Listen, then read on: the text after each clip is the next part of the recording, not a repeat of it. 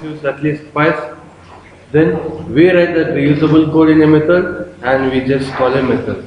And even methods can be static or non-static. Methods can be static or non-static.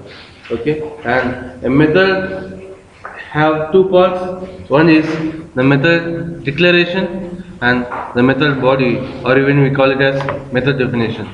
Okay, method body, even we call it as method definition. A method body can have any number of statements, any number of statements. Any number of reusable statements can be there in the method body. And in the method declaration, what we have is the method name followed by parenthesis.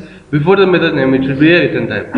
And we can have a access modifier like static. Okay. Why we are using the static means we are directly calling it from main. If you want to directly call it from main, it should be static. For that purpose only we have kept static. Okay, and each and every method will have a return statement. Okay, each and every method will have a return statement. Okay, and if the method return type is void, we should not return any value from that method. Okay, if the method return type is void, we should not return any value from that method. And the return statement can be an empty return statement for void methods.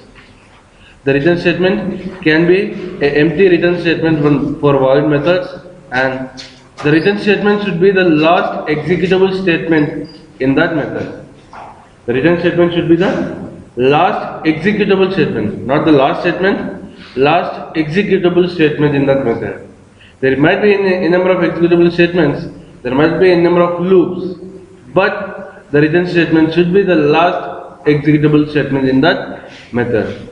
Okay, and if the method return type is other than void, then we should return some value which is compatible to the return type. We should return some value which is compatible to the return type. If the method return type is other than void, then we should return some value which is compatible to the return type. Okay, and the compiler for derived data types will check the data type only, but not the value in that derived variable. Okay, for attributes or local variables, the compiler for derived attributes will check only the data type, not the value.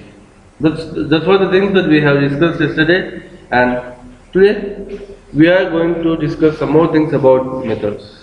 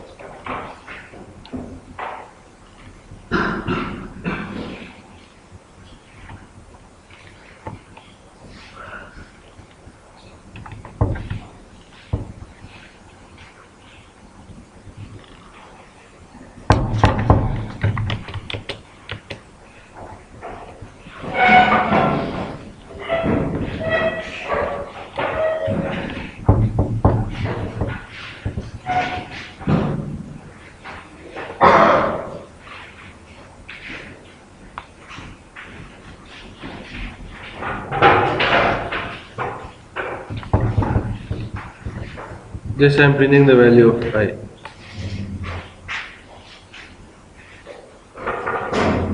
Just I am printing the value of I.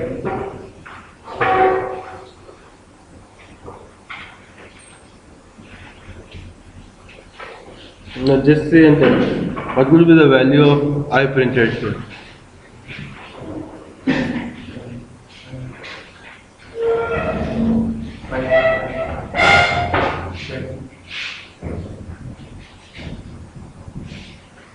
Why it is error?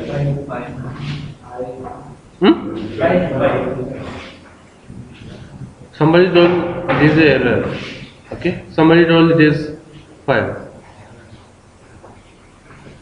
Just analyze this again.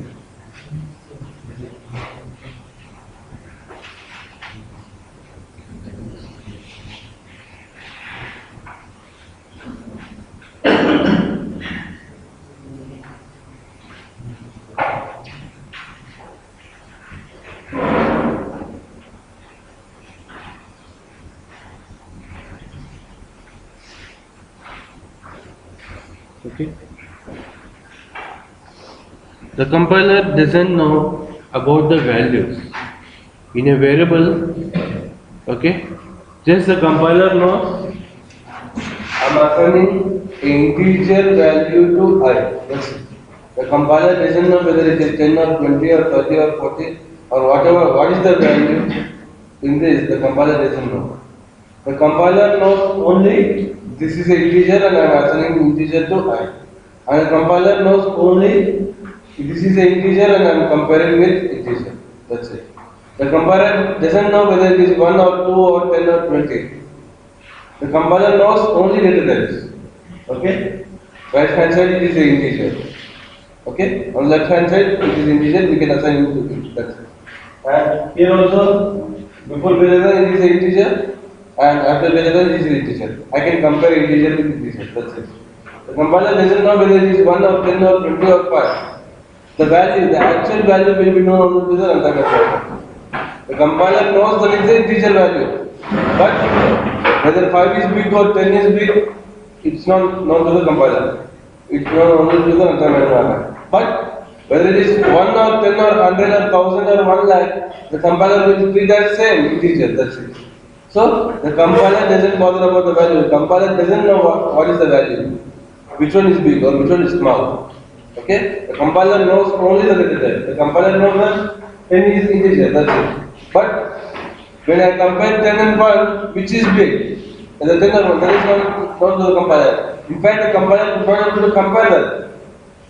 Okay? So, the compiler will think that I am referring into integer variable. That's it. And the compiler will think that I am comparing the integer variable with integer value. That's it. Okay? And the compiler, what it will do means, it will search for a return statement. It will search for a return statement in each and every flow. Okay?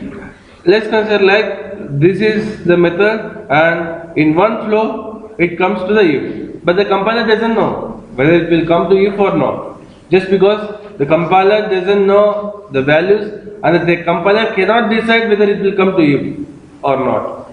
So what the compiler will do means, if it goes to if it goes to this block, then there is a return statement or not. If, let's consider like in one case, it is going to if. If it goes to if, do we have any return statement? If it goes to if, do we have a return statement? Yes, that's fine. Now let's consider that. Let us consider that it doesn't go to if. If it doesn't go to if, do we have a return statement? Do we have a return statement? No. So it will be a compiler error. Okay? The compiler, what it will do means, it will verify each and every flow. Each and every flow means it doesn't know whether it will go to if or not. So it will just check if it goes to if, then is there any return statement. Now it will check other flow also. If it doesn't go to if, then is there any return statement? No. We don't know actually whether it goes to if or not at the level of compiler. But we should check each and every flow, whether each and every flow has a return statement or not. Let's consider that if it goes to if, there is a return statement. But if the control doesn't go to if, is there any return statement? If the control doesn't go to if, first part what will go what is that? 15, 16, after 7, it will not go to this, it will execute 17, and since the condition is false, directly it will switch to the next statement 20. But in the 20th statement, do we have any return statement? No. So, it will be a compiler error. The compiler will expect a return statement in each and every flow, in each and every executable flow. Okay? Each and every executable flow should contain a return statement, and in each and every executable flow, the return statement should be the last statement. Each and every executable flow should contain a return statement, and in each and every executable flow, the return statement should be the last statement.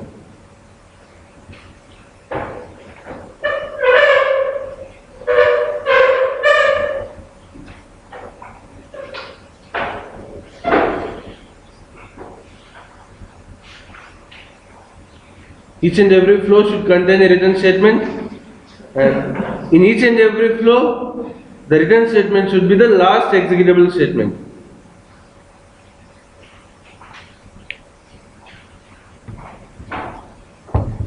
Now, if we try to compile this will give you a compile time error.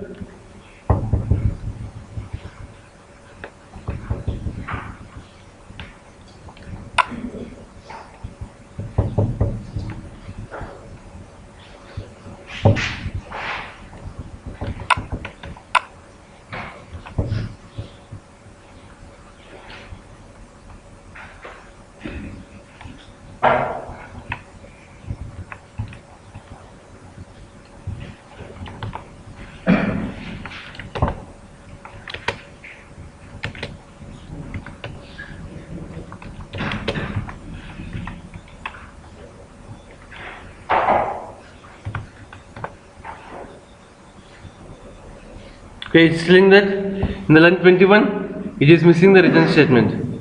So, in the line 21, before this brace, it is missing the return statement. Okay, now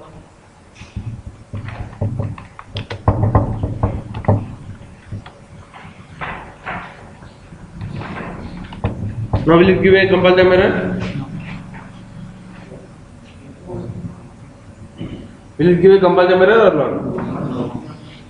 Just one second. If it comes to if, is there any return statement? If it comes to if, is there any return statement? No.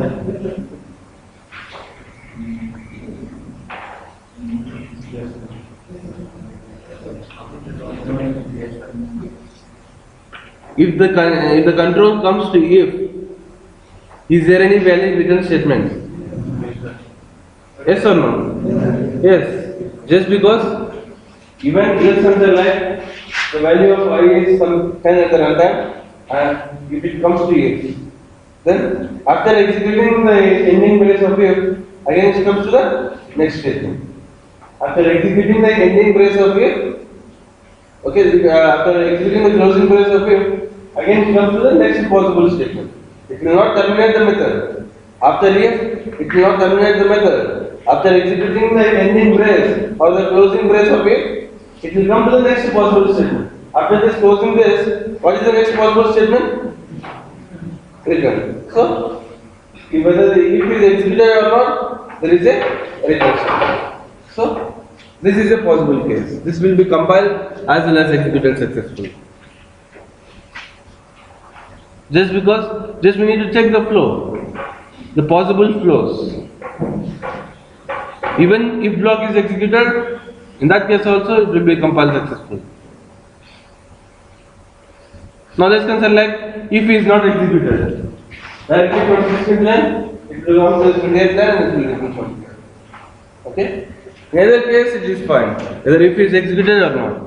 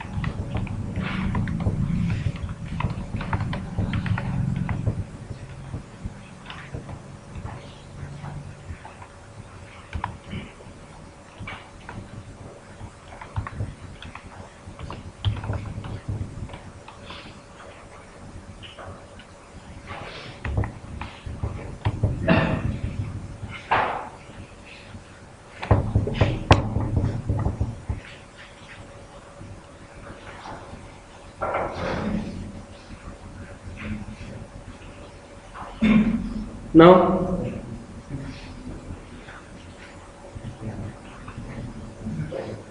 what is the sequence of output and what is the value returned?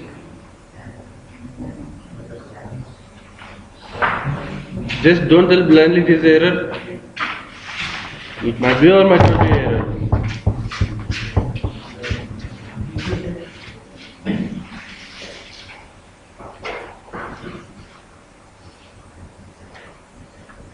What is the sequence of execution and what might be the value returned?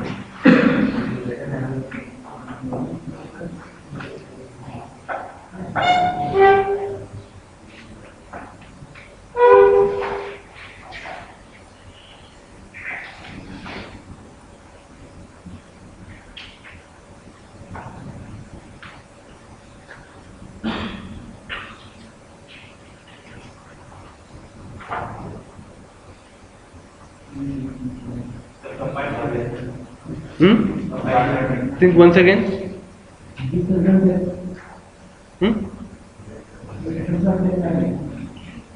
Pardon?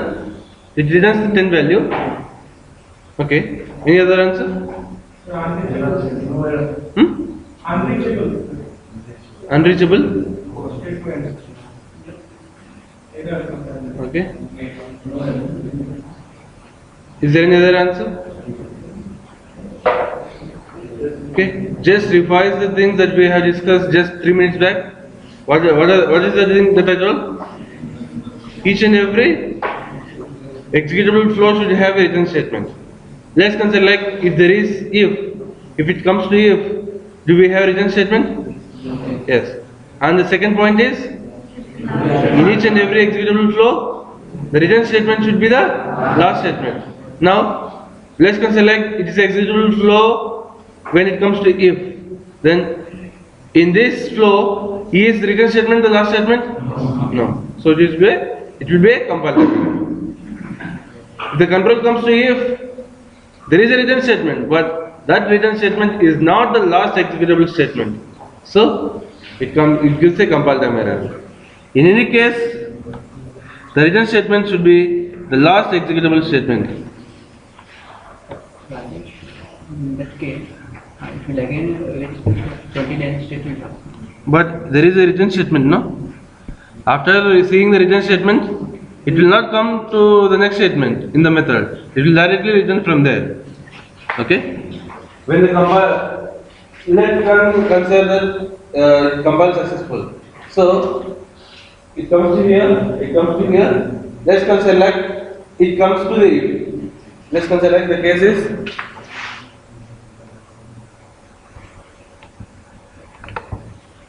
okay. Let's consider the case is this. Okay. I is greater than 1. So it comes to this statement, return statement. From here itself it will return. So whenever the runtime environment sees a return statement, it will not go for the next statement in the method. From there itself it will return back to the calling class. So is there any scenario this statement is executed? No. So this statement becomes an unreachable statement. In any scenario this statement is not reached. System not equivalent. Okay? So this statement is unreachable statement. Any unreachable statement is a compile time error in Java. Okay? Any unreachable statement is a compile time error in Java. So we should avoid unreachable statements.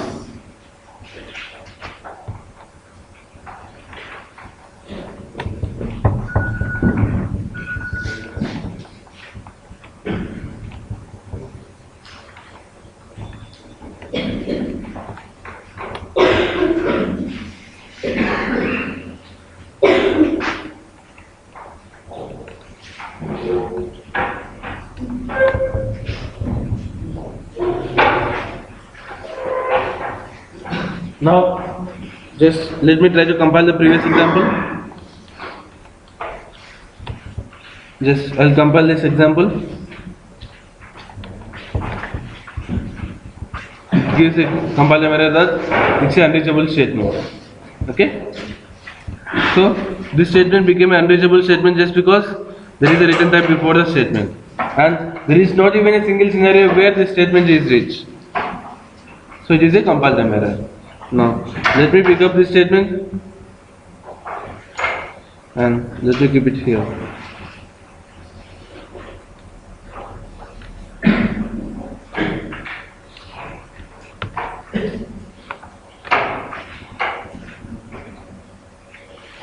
So while checking the compiler errors, don't check whether I is greater than 1 or I is greater than 20 or 100.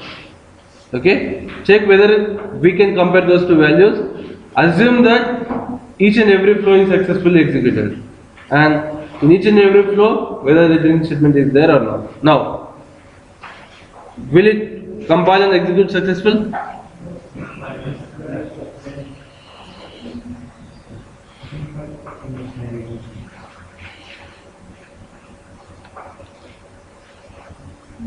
Will it compile and execute successful? Yes or no? Somewhere I am saying no. Only one no? Only one no? Is there anybody else who tells no? Okay, that's great. Okay. Okay, just see here. Let's consider that the control comes to if. The control comes to if. Okay, directly it will return from the line statement itself. Will the control come again to the system.out? Definitely not. See, what is told? Once the return statement is triggered, it will never come to the next statement. It will directly go to the calling place. Once the return statement is triggered, the control will never go to the next statement in the method. It will directly go to the calling place. Okay. Now let's consider the when if condition is true, when it comes to this statement. Now from here itself will it return to the calling place or will it come again to the first statement? Will it come to the 21st statement? No, just because here itself the return statement is triggered. Here itself the return statement is triggered and it will go to the some calling place which is 7th line. Let's consider that if is not executed. Let's consider if is not executed. Now, if the condition, if this if block is not executed, now will it execute the system of the principle? Yes. That means, is there at least one possibility of executing the system of the principle? Now, will it become unreachable? No. Just because if the if block is not executed, then the system of the principle is executed. That means there is a single possibility of executing that statement. That statement will not come under unreachable statement.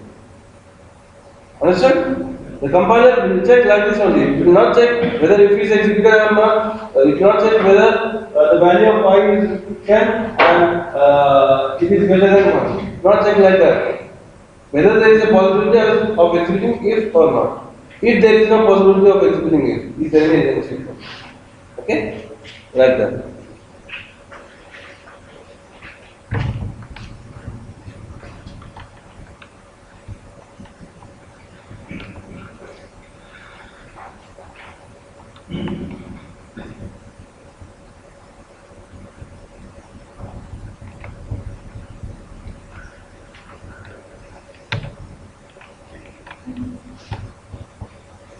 Now,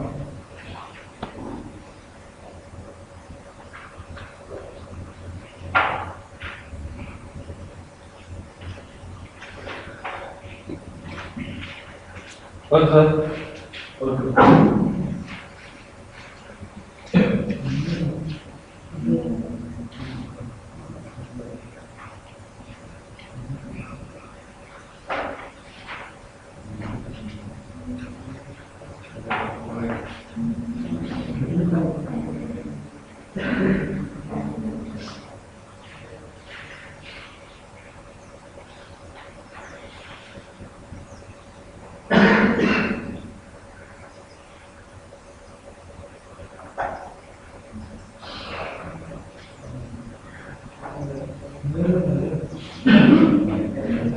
Compare that?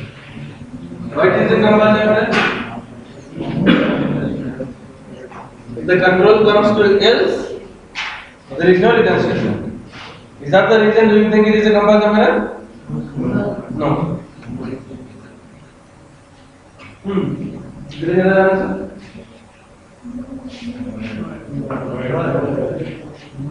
See, if the control comes to if, there is a return statement, and that return statement is the last executable statement. Okay? Now, if the control doesn't come to if the control doesn't come to where it will go? Else. If it executes else, in else is there any return statement? Yes or no? No. So inside else we don't have any return statement. See, inside else, if you don't have any return statement, will go to the next statement? Yes. You will go to 23rd and it will return from 24th. Now, these two statements are not unreachable, as well as if the control goes to else, there is a return statement which will return from 24th statement. Okay? It means each and every flow should have a return statement, not even a single statement should be unreachable. Okay? So, if the control goes to else, yes, there is a return statement. The control goes to else, again, since there is no return statement in else, again it will come to 23rd line, it will return from 24th. Understood? It will be like this. And it will be compiled as well as executed successfully. Then what is the order of output? Before calling test, else or if. It will come to if. Just because I is greater than, at the runtime it knows the values. Okay? I is greater than 1 is true, it will return 5. It will come here, it will come to calculate average, it will return 5. And the value printed is 5, and then after calling test. Before calling test, it will come to calculate average inside test method, okay, then it will return 5. So, yes, if we try to execute the application, the value that is printed is 5.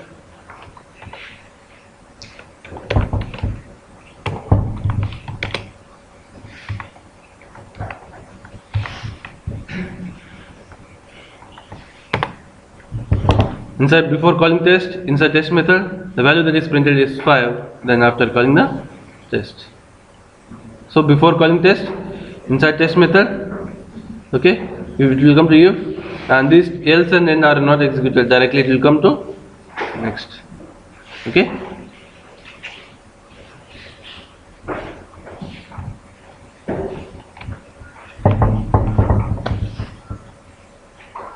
Now is there any compulsion error?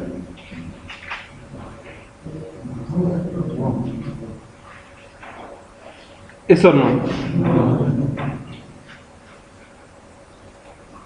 Let's consider like if it comes to if. Is there any return statement for if?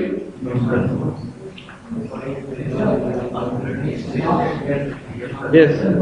Even it comes to if, since there is no return statement in if, okay? If the if block is executed, it will go to the next statement after the last else. What is the next statement after else? So, we come here and we come here. Let's consider like else is executed. If else is executed, do we have return statement in else? No. So, directly from here it will come to here. So, this will act as a return statement for both the cases. Okay? Either if else is executed or else is executed, this will act as a common return statement.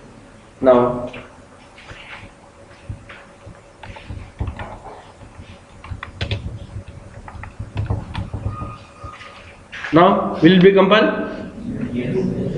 Yes or no? Yes. Is there any? What is the possibility of executing this 24th and 25th statements? If it comes to if, there is no return statement. So directly it will come to 24th and it will execute 25th statement.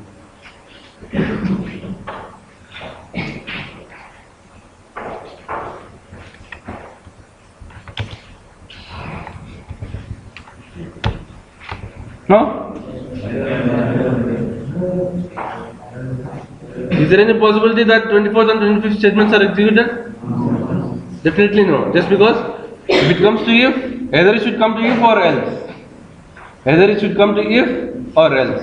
So if it comes to if, there is a return statement here. If it comes to else, it will return from here.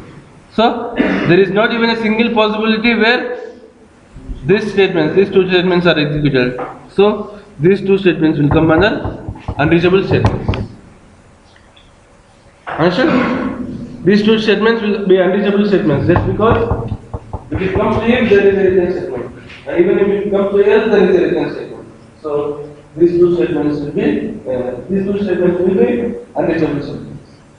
So it need not to be written statement should be the last statement of the method, but the written statement should be the last executable statement of the method. Okay?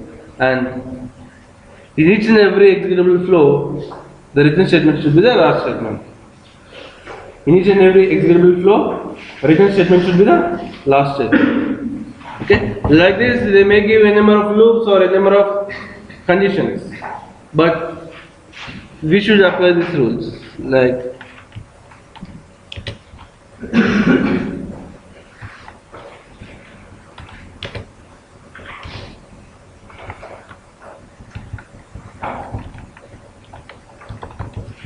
now, will it be compiled?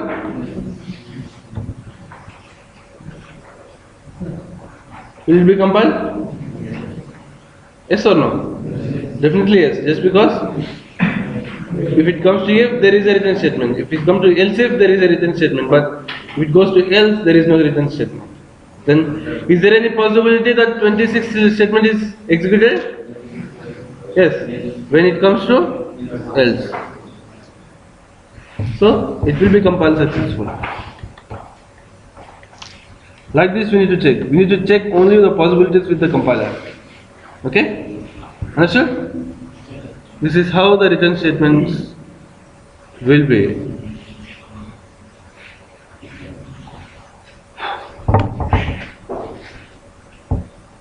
And then a method can have a method name, the return type, okay, and access modifier. The return type, as we discussed, can be void or any of the other data types.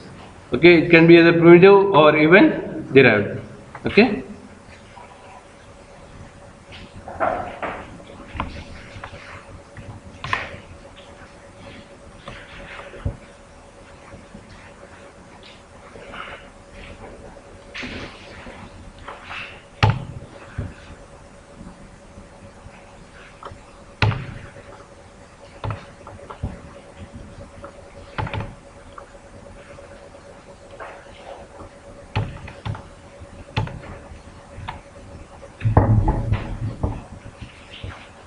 Now,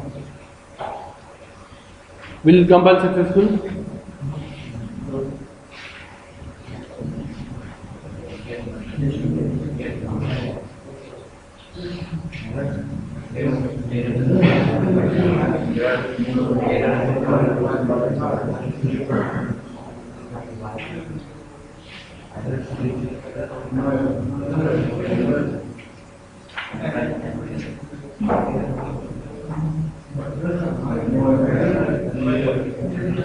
Okay.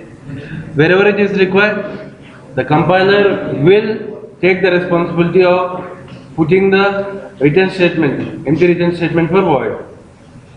Wherever it is required, the compiler will take the responsibility of putting a empty return statement to void methods. See, if it returns, if the control comes to if, then it will return from here through the empty return statement provided in the code itself. But if it comes to else, a empty return statement will be provided by the compiler. Okay? For this will be provided by the compiler. Okay? Wherever it is required for void methods, the compiler will take the responsibility of keeping the return statements. Okay? Empty return statements. But it will not take the responsibility for the return if the not take the responsibility if the method return type is other than void. Okay? But it will take the responsibility of putting a return statement wherever it is required if the return type is void. Okay? If the return type is void, then the compiler will take the responsibility of putting a return statement wherever it is required. Okay? Now this will be placed by the compiler. Now this will be compiled as well as executed successful, just because the empty return statement will be kept by the compiler at the end.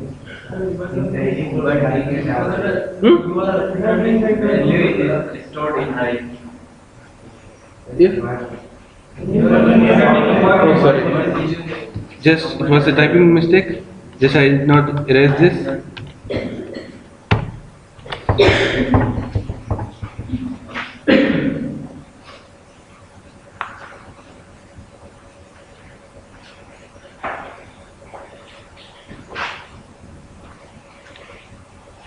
This will compile successful just because wherever it is required. For void methods, the compiler will take the responsibility of putting an empty return statement.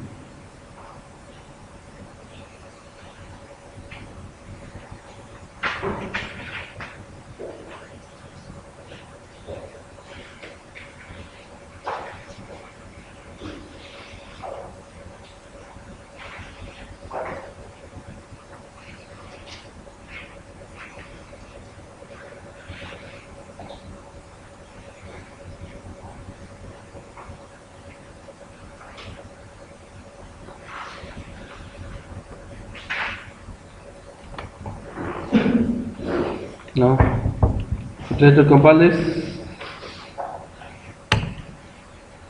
and even it will be executed successfully. Okay. Now,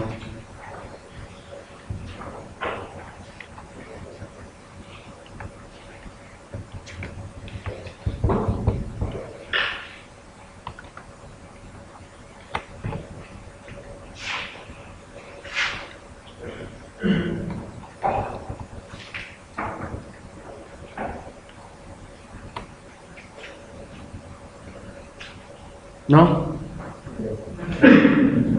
will it be compiled successful?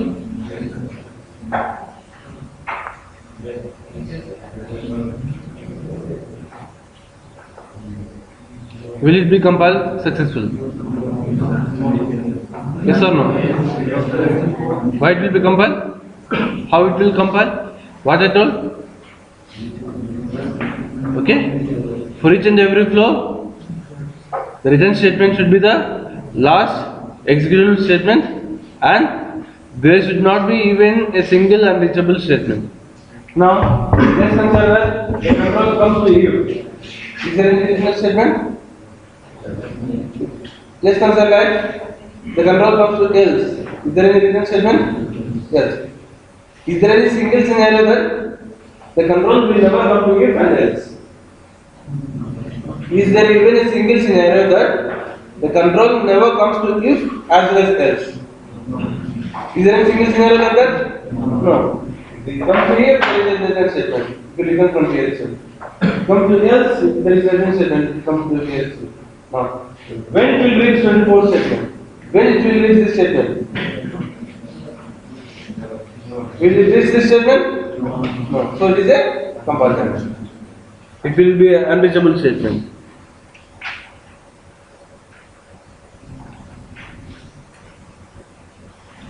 It will be unreachable statement. This 24 statement will be unreachable. Sharat, confused?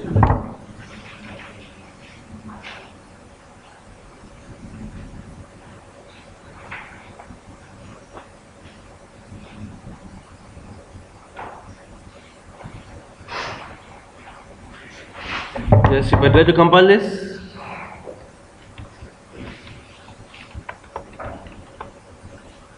yes, 24 statement is unreachable statement.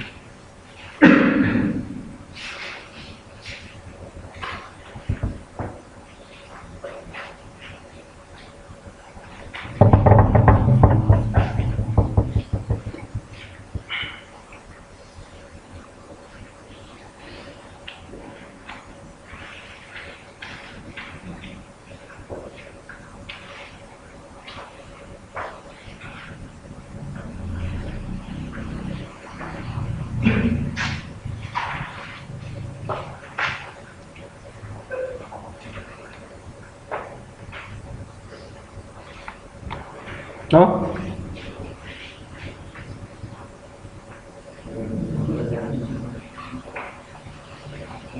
give a compile error? Yes or no? Somebody told yes. Why? Why it will be a compile error? I clearly told that wherever it is required, compiler will keep a empty return statement for void methods.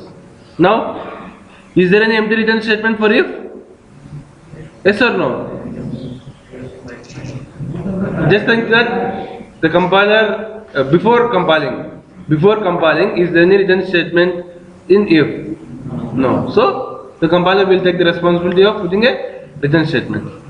If already there is a return statement, the compiler cannot erase it. For void methods, if already there is a return statement, then the compiler cannot erase it. But if there is no return statement, then the compiler can. Then in that case, the compiler can put a return statement. But if already there is a return statement, then the compiler cannot erase. But the other scenario is, if there is no return statement for void methods, in each and every flow, the compiler will keep a empty return statement. Okay? But if already the return statement exists, the compiler cannot overcome that, or compiler cannot erase that. Understood? Everybody? Am I confusing you?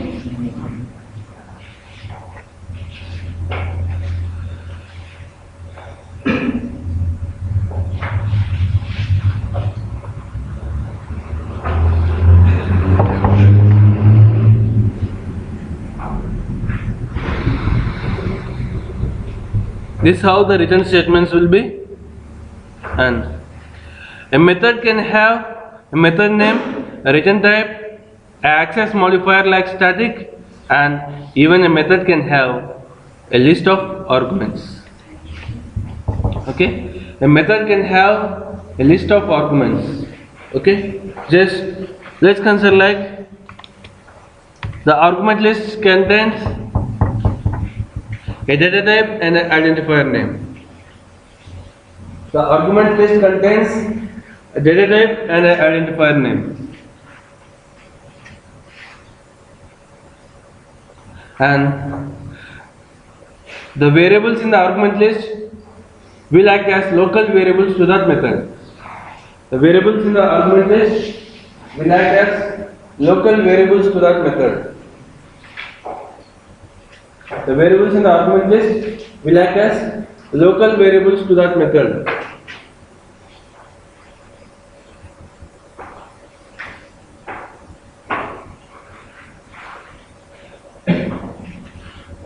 So, if we have calculate average, now we have one argument for calculate average. The argument type is integer and the argument variable name is k. Okay, then k will act as a local variable to this method.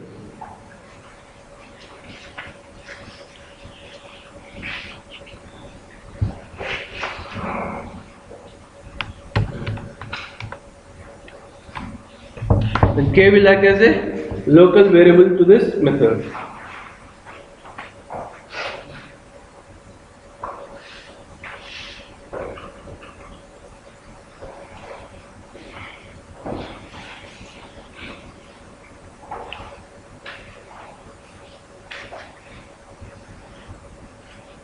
Now, when we have declared a method with a argument, then while calling that method, we should provide a value of that argument. Okay? If we declare a method with an argument, we have declared calculate average method with an argument integer. Okay? Then if we provide a method with an argument, then while calling that method, we should provide a value of type that argument.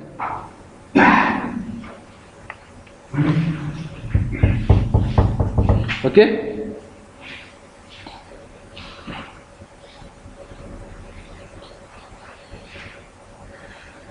If there is a method with an argument, then while calling a method, we should pass a value of that type.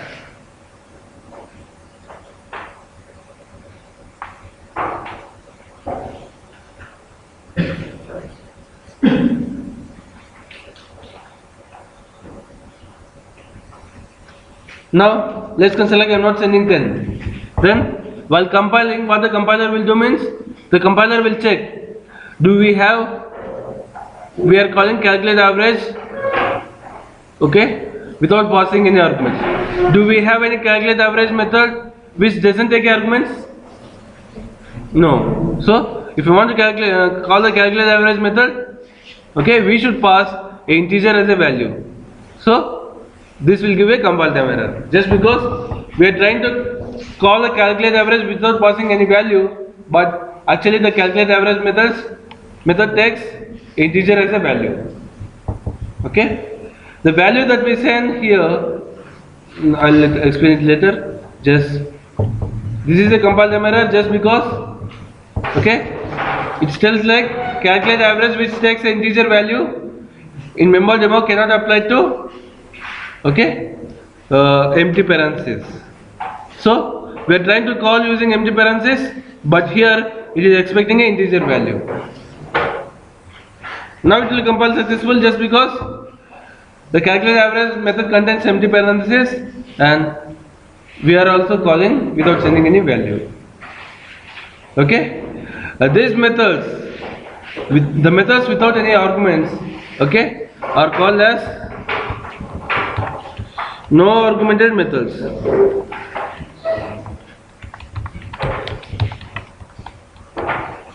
The methods without any arguments are called as no argumented methods. Okay, and very simply in industry we represent them as no arg methods. In industry we represent them as no arg methods. The methods without any arguments are represented as no arg methods. These are called as no arg methods. Methods without any arguments are represented as no arg methods.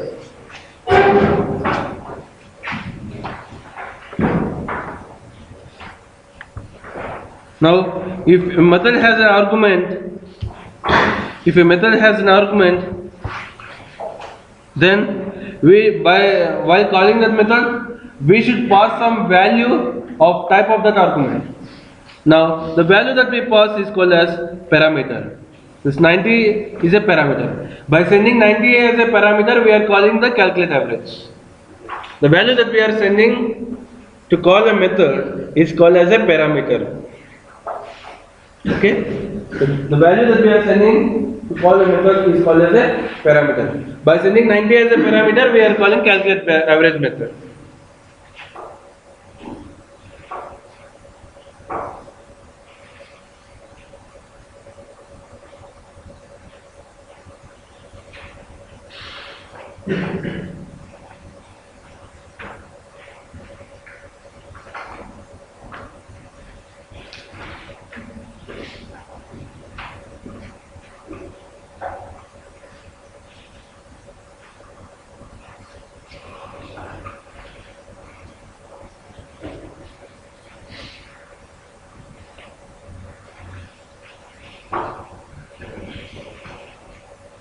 Now,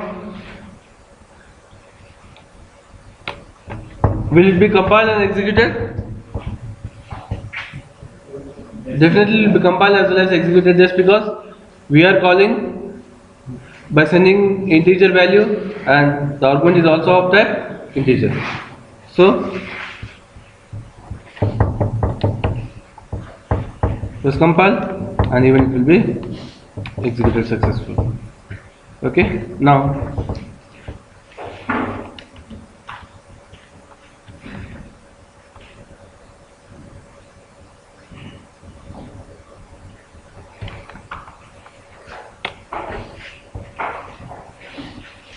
will it be compiled?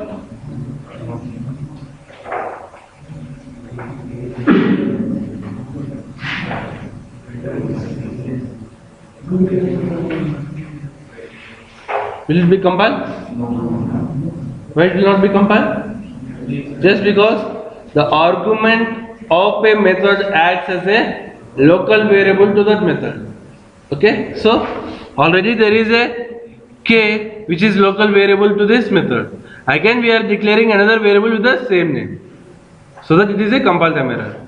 Just because the argument acts as a local variable to that method, and already there exists a local variable to that method. Again, what we are doing is we are trying to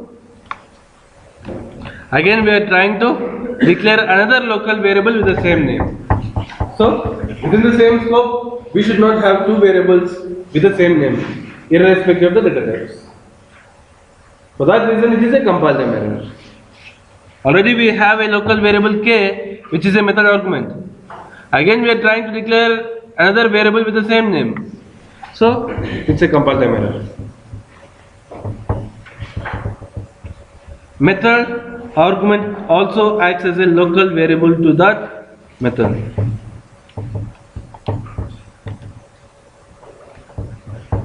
Still, like k is already defined in this method.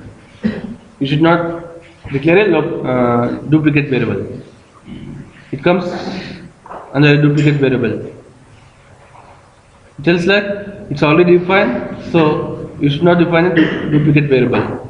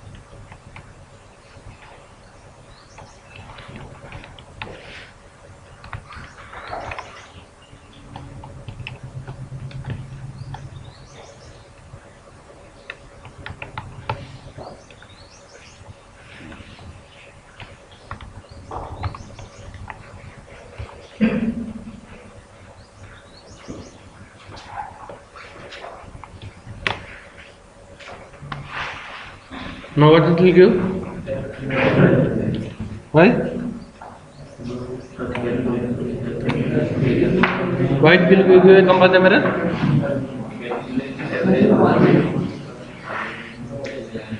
Calculate average takes an argument, but we are not passing argument. A method another doesn't take argument, but we are passing a argument.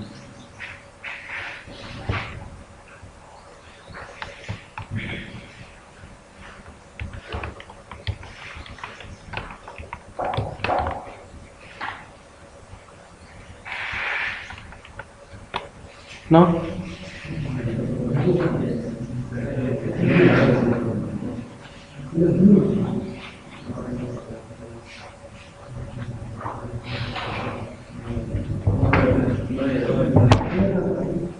we have two methods with the same name. We have two methods with the same name.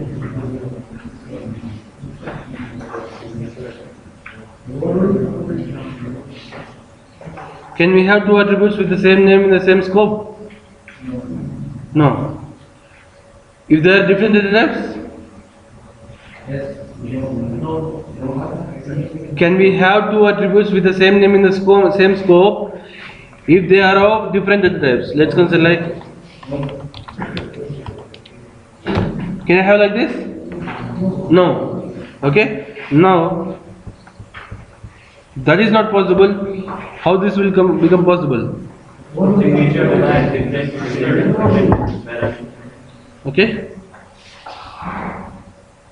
This is a possible case. Okay. Until the method argument list is changing. Until the method argument list is changing, we can keep any number of methods with the same name in the same class. Okay. Until the argument list is changing. Until the argument list is changing.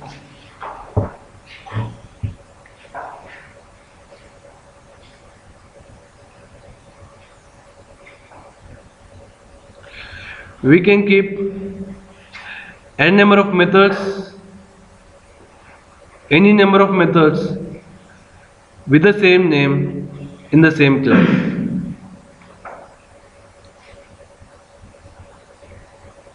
In general, this argument list is called as the signature of the method. In general, this argument list is called as the signature of the method.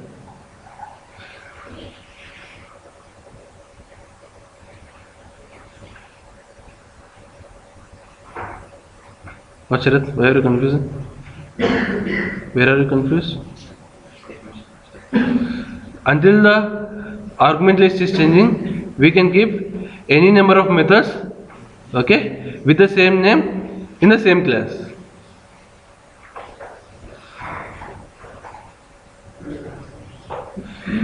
Okay. In general, this argument list is referred to be the signature of the method. In general, the argument list is considered to be the signature of the method.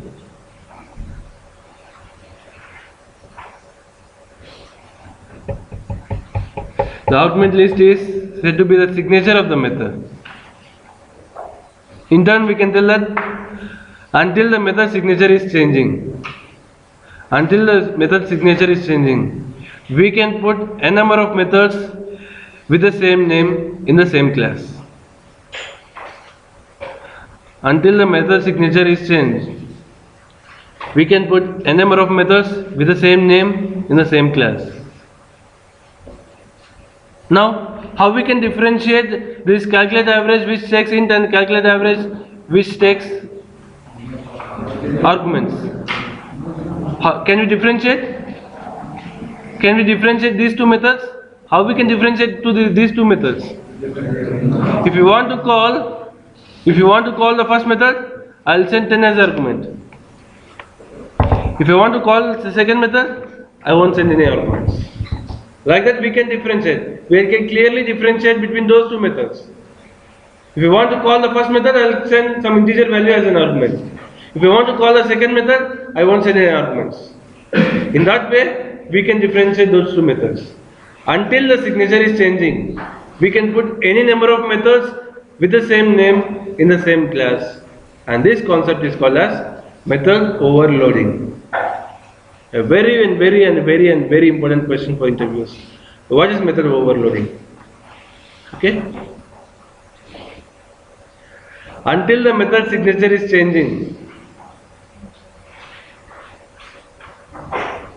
or we can tell that not until, as long as the method signature is changed. As long as the method signature is changed. As long as the method signature is changed, we can put any number of methods with the same name in the same class. As long as the method signature is changed, we can put any number of methods with the same name in the same class. This concept is called as method overloading. This concept is called as method overloading.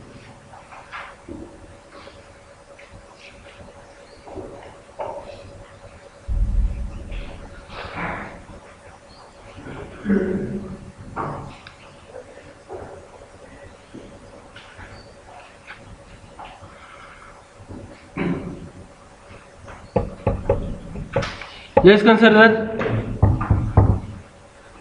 for some cases we have, let's consider like we have a method calculate interest. Okay?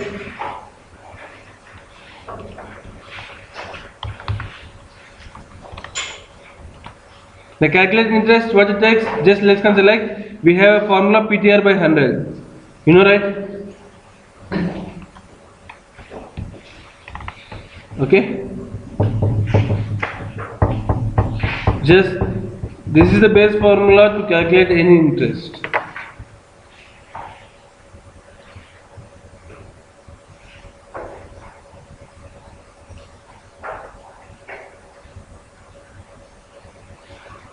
P is the base amount, or we can call it as principal amount. T is the time, and R is the rate of interest. Okay, time in months. So just let's consider like for some scenarios we don't want the rate of interest. Okay, let's consider like for the first scenario we should have both principal amount, time and rate of interest. So calculate interest with time, principal and rate.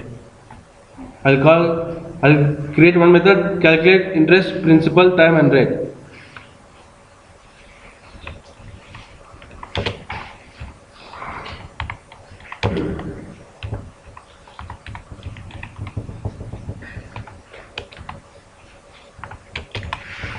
Okay, here I am taking PTR which is double values. Now for some scenarios we have calculate interest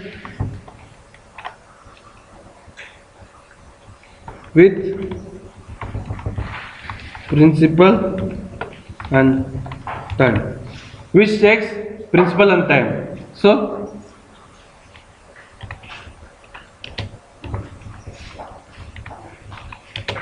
just they'll apply the rate of interest as a common, 8% or 9% as a common, whatever it might be. Just they will apply just a common rate of interest, 8 or 9. Now let's consider like I have some 10 combinations like this. If I have 10 combinations like this, okay, I should have 10 different method names, right? Calculate rate with time principal, time, calculate interest with time, calculate interest with principal, calculate interest with principal and rate, calculate interest with time and rate.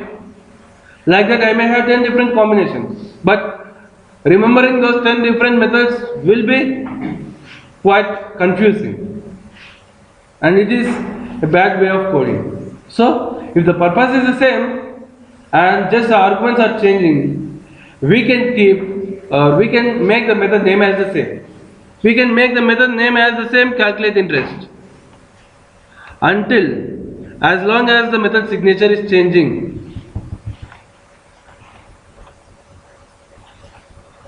As long as the method signature is changing. Okay, rather than putting the method names as different, we can make use of the same method name. So it will be little bit easy to represent. We can tell that the method calculate interest is used to calculate the interest. Rather than representing 10 or 20 different methods, we can represent the same method name, but the list of arguments should be changed.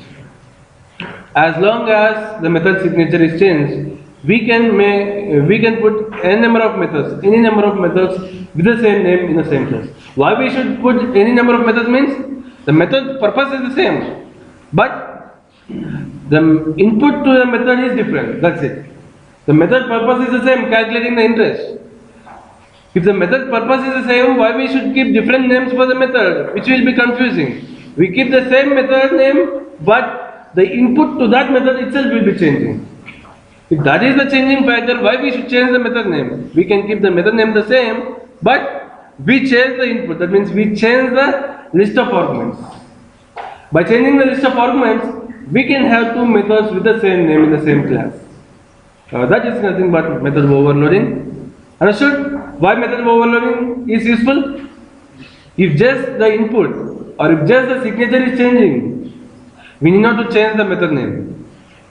Okay? For that reason, method overloading is very useful. Then let's consider like for some cases we take 3 arguments, for some cases we take 2, for some cases we take 1, but the purpose is the same, calculating the average or calculating the interest. So rather than making use of different method names, we can make use of a single method name which have different arguments. Okay, this is method overloading, and this is how the method overloading will be useful. And we told like as long as the signature is changing. What is the signature? What does this signature consist of? That we'll discuss now. Okay, the signature of the method is nothing but the list of arguments of a method. Okay, and it consists of 3 things, 3 factors. Okay, one is, or we can tell that the signature contains 3 factors. One is number of arguments.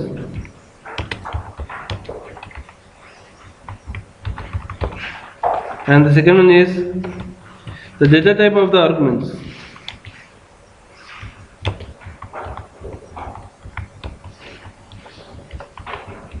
Order of arguments.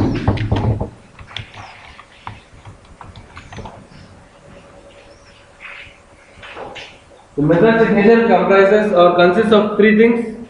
One is number, data type, and the third one is the order of the arguments.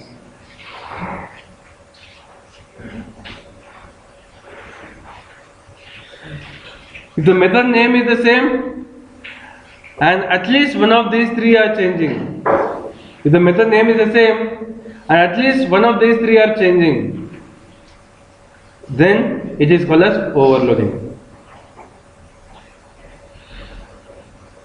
If the method name is the same and if at least one of these three one of these three components are changing, either number of arguments or data type or argument order. If the method name is the same and at least one of these three are changing, then those methods are said to be overloaded. And those methods are said to be overloaded.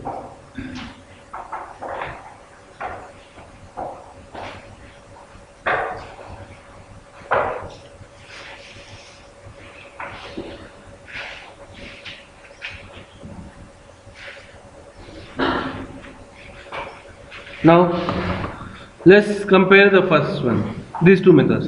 Now, is the method name same? Is the method name same? And if the method name is same and those two methods are not overloaded, if the method name is same and those two are not overloaded, then those two methods are considered to be duplicate methods. If the method name is same and those two methods are not overloaded, if you compare two methods, if the method name is same and those two methods are not overloaded, then those two methods are said to be duplicate methods. And anywhere in any programming language, duplication is a compile time error. If the method name is same and those two methods are not overloaded, then it will be then the compiler will consider those two methods as duplicate methods. And anywhere in any programming language, duplicate methods or duplicate attributes, anything which is duplicate is a compile time error.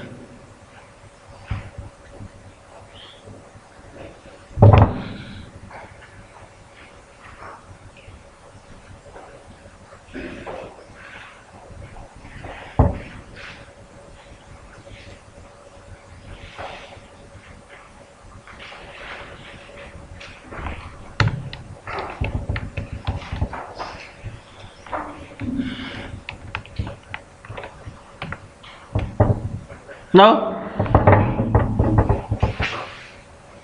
can I tell these two methods as overloaded methods?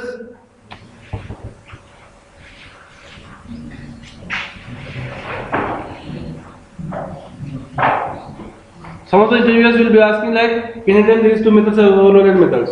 Some of the interviewers will be asking like, what is the output of this application? See, we cannot expect direct questions from interviewers.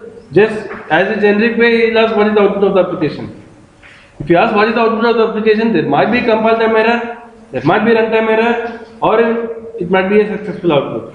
But if the interviewer asks you what is the output of the application, most of the people will think it will be successful. But the interviewers are very smart, they will not expect the output in most of the cases. First, you need to check whether it is a compile time error. If it is a compile time error, then tell us why it is a compile time error. No, there is no compile time error. Is there any error at the runtime? If there is error at the runtime, then it will runtime error and this runtime error will occur. If there is no compile time error as well as runtime error, then only you should concentrate on how the execution will be. The first analysis, your first analysis should be with compile time errors. If there is no compile time error, then only you should analyze for runtime errors. If there is no runtime error, then only you should analyze for a correct output, the flow of execution. Okay, even whatever way they ask, first you should check for compile time error. Okay, so first, do we have compile time error here? If you ask compile the mirror, now we are continuously adding the concepts.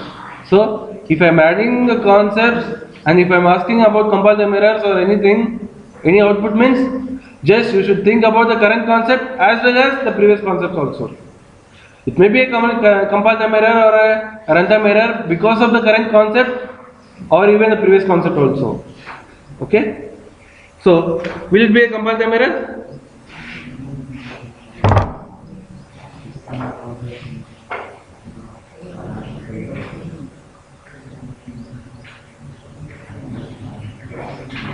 What I told, as long as the method signature is changing, we can keep any number of methods with the same name in the same class. Okay? Now, is the method's name same for these two methods? Yes or no? Yes. Is the signature